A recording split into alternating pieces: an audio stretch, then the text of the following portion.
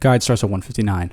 Alright you guys, we're gonna keep this whole theme of positive vibes going for right now, alright? It seemed to pay off with my last video. Thank you guys so much for all the support you showed on that. But as soon as toxicity is back in style, you guys all know I will be at the forefront of that bullshit. Now, as you probably already saw, the title of this video is "This Platinum Trophy is Easier Than You Think." Oh, Troy, you think I'm stupid or something? You don't think I know the platinum difficulty of the platinum that I'm going for? Hold your horses there, Junior. What did I say at the beginning? I'm all for positive vibes, okay guys? Rainbows and butterflies. I am here to uplift people. Now the game in question here today is Outlast 2. While going for my insane run and looking for some Outlast 2 centered content on YouTube, I stumbled across a guide from none other than the trophy god himself, Godlike Matt. It's bullshit, man! And it was really a very good guide, very comprehensive. He went through his entire run, but there were a few sections that were a little more cumbersome for my liking, and even one in particular he admitted that there was a 25% chance that everything could go to shit. And I think I may have been able to fill in the gaps a little bit, so today we're going to be talking about 3 sections that I found strats for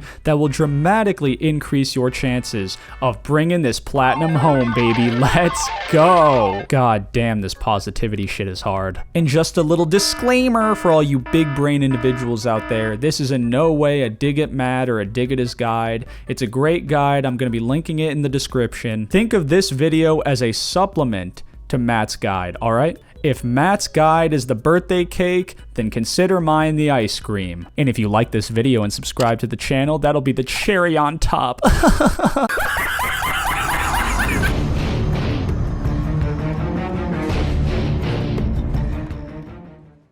Alright guys, so the first section we got here is the Marta Cart section. The goal here is to push this cart up to the gate so you can climb over before Marta can shove her pole right up your ass. If you take a look at Matt's guide, he spends a lot of time running around and it's just not very optimized. I'm gonna make this real simple for all you guys, alright? Mr. Bannonworth's at the board. Jennifer, put your phone away! So I got my run on the screen for you guys right now. Just start pushing the cart to get the section started, and as soon as you hear Marta start talking and you see the subtitles, let go and slide just like Sammy Sosa through that hole in the fence. There's going to be a house directly in front of you with a sort of shack-like structure protruding out from it on the left, or maybe that's someone's room, who fucking cares. Get to the right of that protruded section of the house, kind of where I pointed the arrow, and crouch down there in the corner. Turn on the camera's microphone and watch for the peaking levels as Marta starts working her way around. When you see the level peak when your back is to the house and you're looking dead ahead of you as shown in the still shot above, you are in the clear, my friend. Mosey back on over to the fence, give it an old Sammy Sosa slide underneath there once again, and push your way to victory. And I'll say it again guys, you are in absolutely zero danger from this point on. I have never been killed here. One time I actually stood up on the cart and turned around for like 10 seconds and she was still nowhere near me. Test that at your own peril, but hey, I got you to the gate. What you do from there is up to you. All I know is this sure beats the hell out of running around like a goddamn maniac.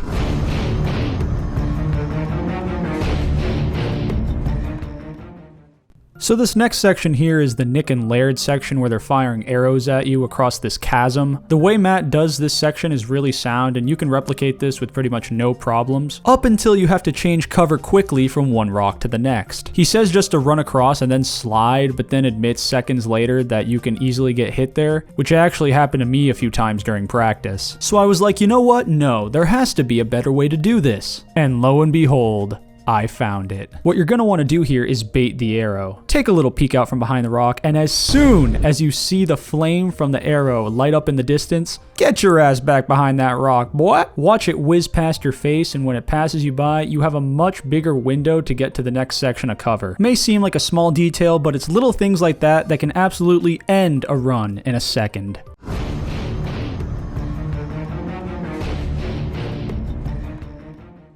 Now this strat right here for the starting section of the mines is what I like to call the God strat, because you feel like an absolute tank when you pull this shit off. You see this crack here in the wall? Well, keep it in the back of your mind because we'll be back here shortly. Continue down the hall, but before you get to the light, take a right and open up that door. We will also be coming back here shortly. I'm going to speed up this next part because it's basically just setting up for the really important part, which is the chase. You're just going to go down to the end of the hall, but before you get to the enemy spawn point, you're going to turn around and start backing up.